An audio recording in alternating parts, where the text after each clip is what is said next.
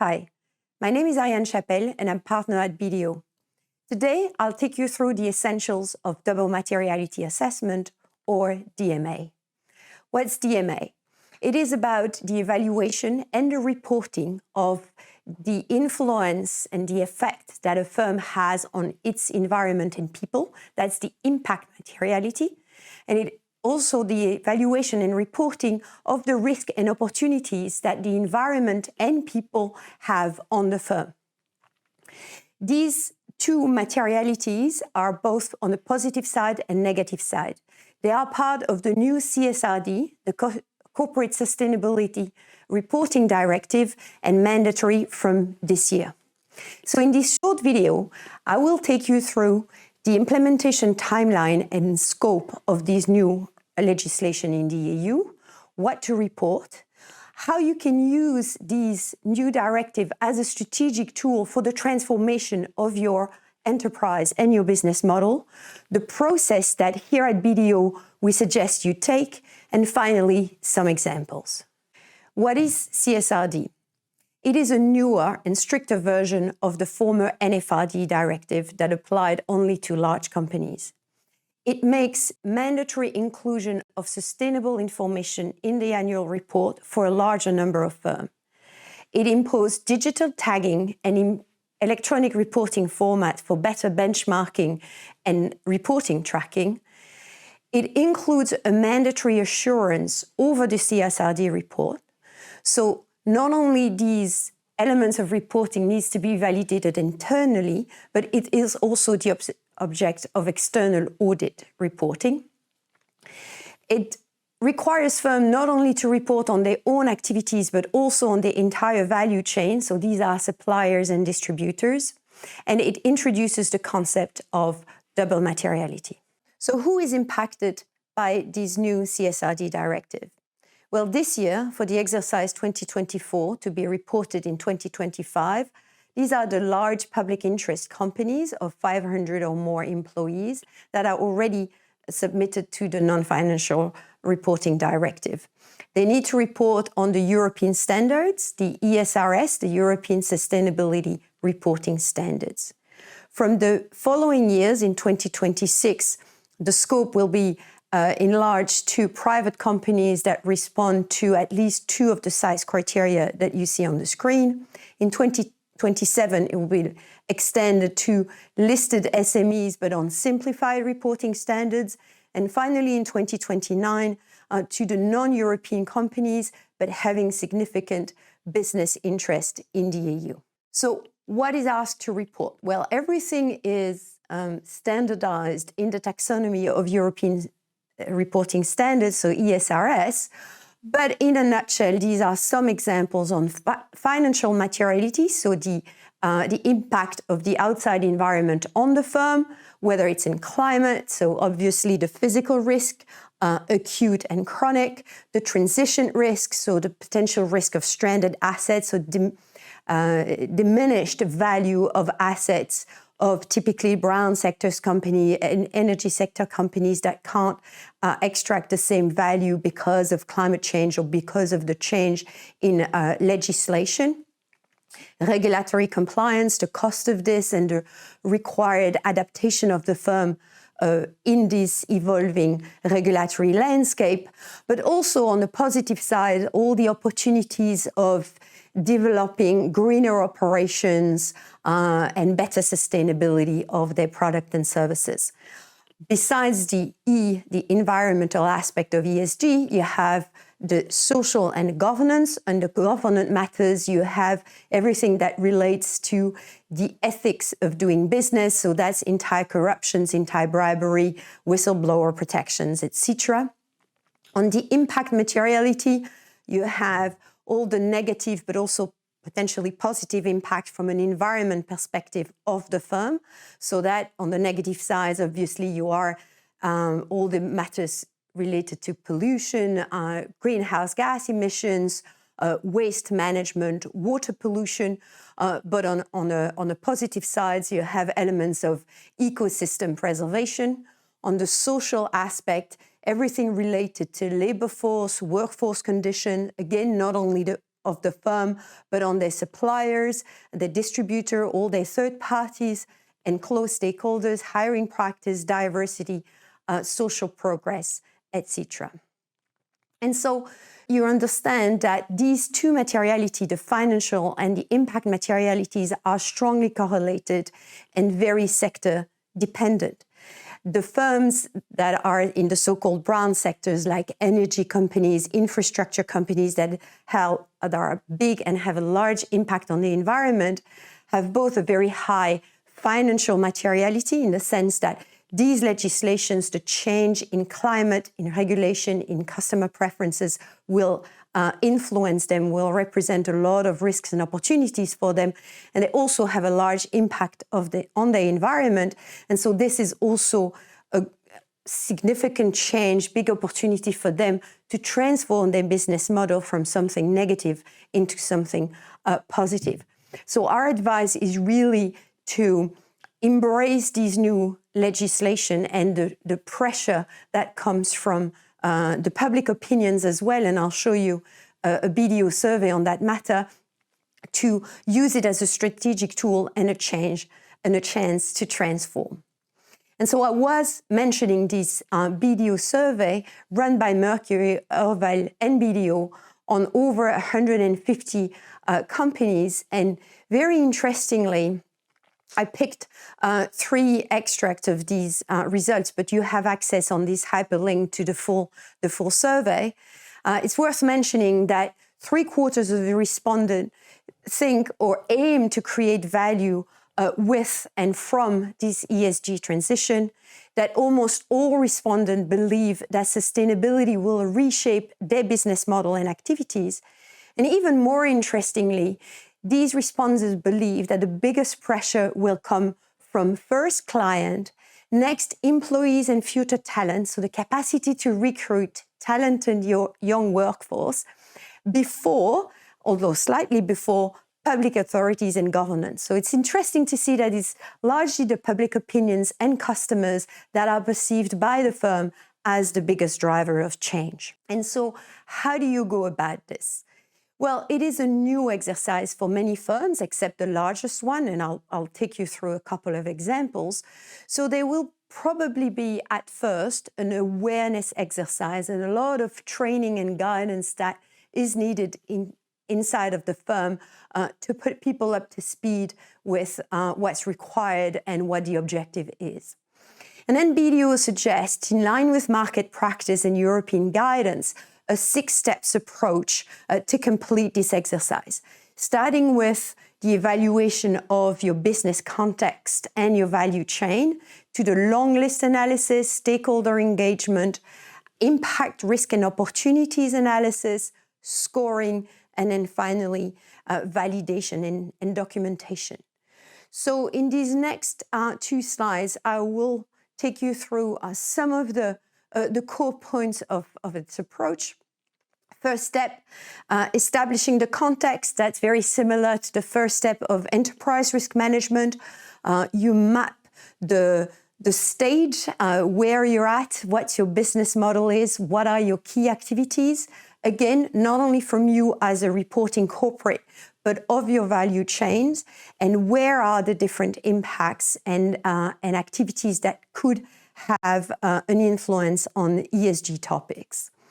And from that analysis, you can derive a long list of possible topics that will later on be filtered into your DMA reporting. One of the first base of your checklist is the ESRS, so these all the lists that the European Union asks you to consider.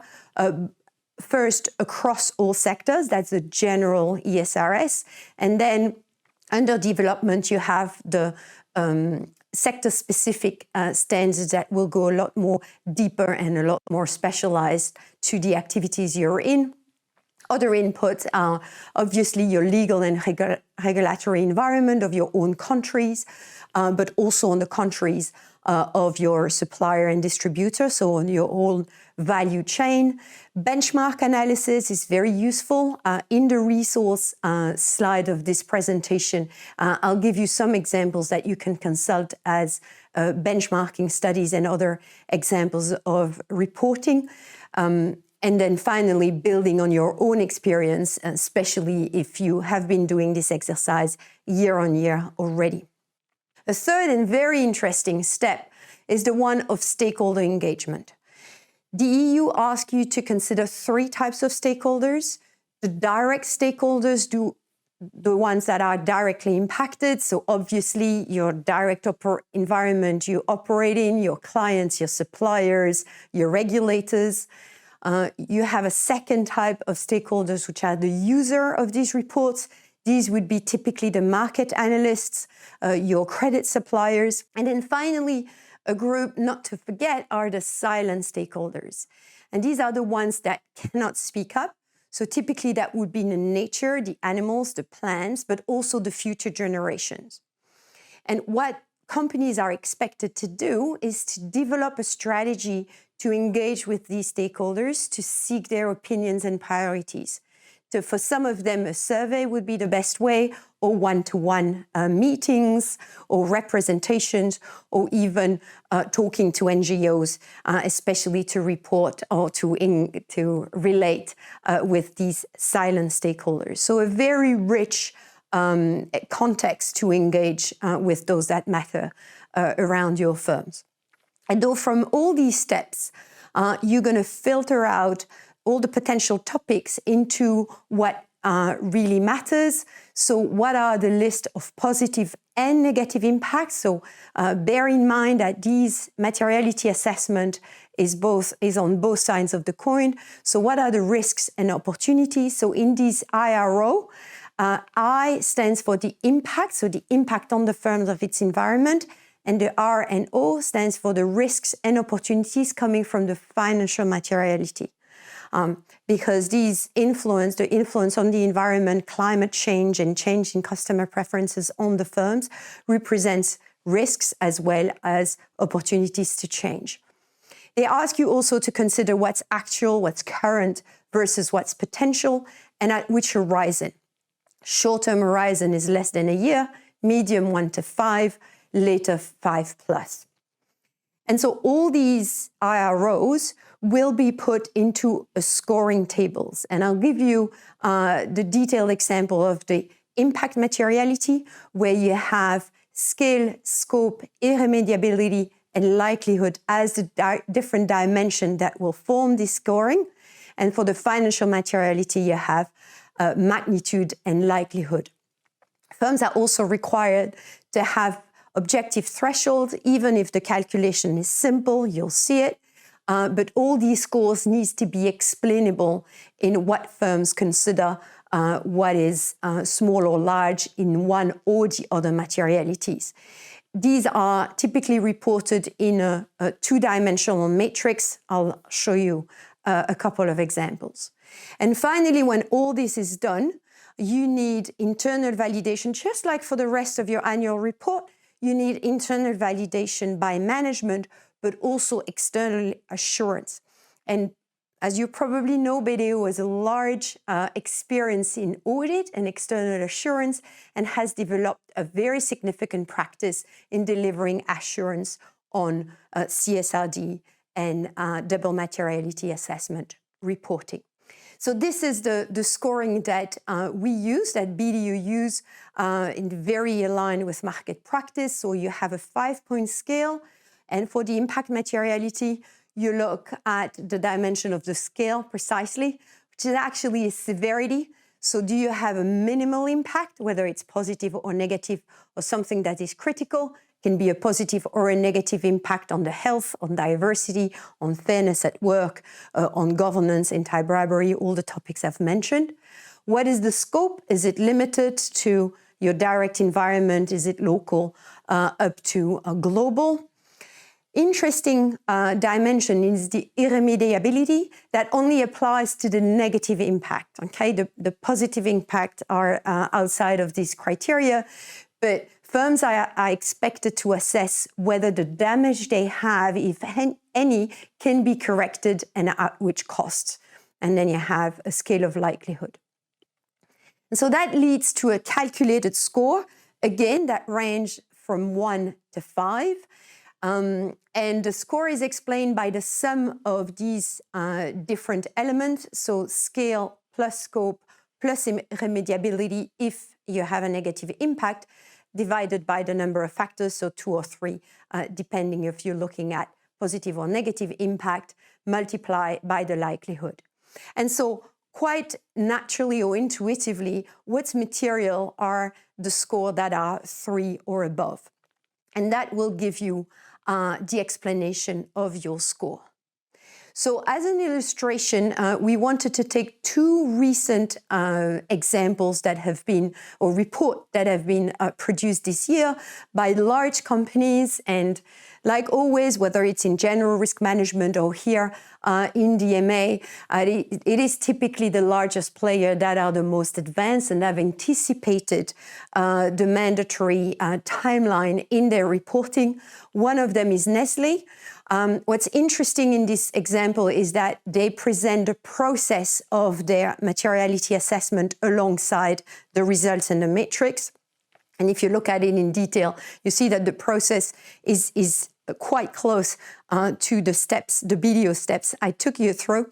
And then you see in the upper quadrant elements that are quite natural to Nestlé in terms of product quality, recycling of packaging, pollutions, and environment protection, obviously. Another example, you'll see also these two-scale matrix, two-dimensional matrix.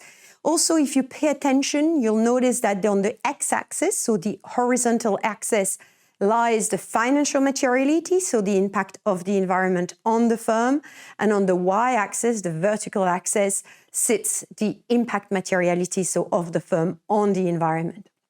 What's interesting, I find, in the Philips reporting is that these upper quadrants, the most critical part of the matrix in darker blue, you have several elements of workforce, fair conditions, governance as well, and waste management, which also as a company like Philips is quite understandable. But these examples will, of course, vary depending on the activity on the firm. So as a summary, and before going on to the resources, I just want to highlight to you that CSRD is a very wide directive that's just being implemented now and is here to stay and will be phased and expanded over the last 5 years until 2029 to cover the whole scope. So a lot of firms will have some years to adjust. We are looking at the 2 types of materiality: financial materiality inside out and impact materiality outside in. And we really encourage you to use these DMA reporting and reflection and analysis as a strategic tool to identify your source of opportunities, but also your largest risk exposure. So that's a huge risk management aspect in this exercise. And to engage, and from a reputation perspective, it's huge, to engage with stakeholders and investors to really optimize your business performance and your business model. And so just to finish, I'd like to share with you some very precious resources that can help you navigate through this new legislation. The EFRAG, so the European Financial Reporting Advisory Groups, there's lots of videos, there's lots of content that is freely accessible and that are very didactical. The EFRAG on ESRS, so the same thing, but specifically on the report, the same structure of resources, but on the sustainability reporting standards. And then you have a lot of tools and punctual reporting resources or benchmarking resources from OECD, from CSSB, or as the MVO risk checker for materiality tool. That is quite useful. And on that note, I thank you very much for your attention.